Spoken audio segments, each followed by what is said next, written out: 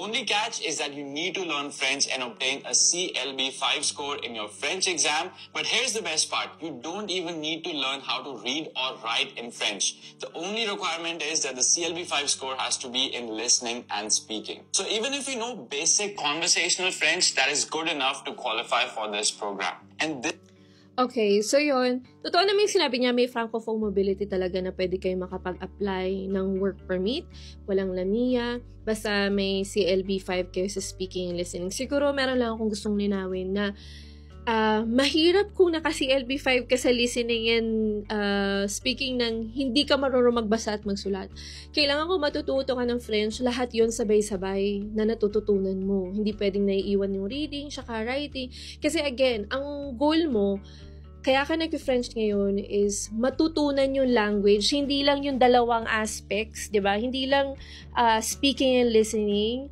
Kailangan mo matutunan lahat kasi gagamitin mo din yan when you are going to apply for the permanent residency. So, paano kung naiwan na yung reading and writing mo, hindi mo siya pinagtuunan ng pansin? Paano na yan pag mag-a-apply ka na ng PR? So, maganda pa rin na pagtuunan yung lahat ng pansin.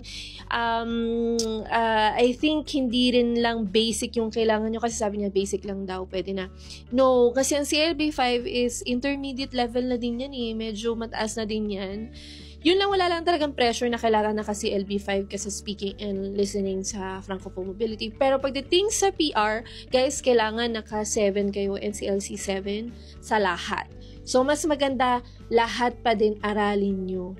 Okay? Kasi at the end of the day, ang kailangan nyo makapag-apply ng permanent residency and even later, pag gagamitin nyo na sa work, diba? Mas maganda sa lahat marunong kayo. So, yun lang. Saka mahirap pagka nag-exam ka, hindi ka marunong magbasa at hindi ka marunong magsulat, diba?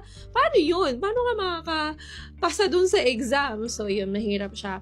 Yun lang. Thank you, guys. If kailangan nyo ng tutor, native man yan or Pinoy, meron po kami yan sa SLE. Let me know, comment below or you can connect sa bio page namin.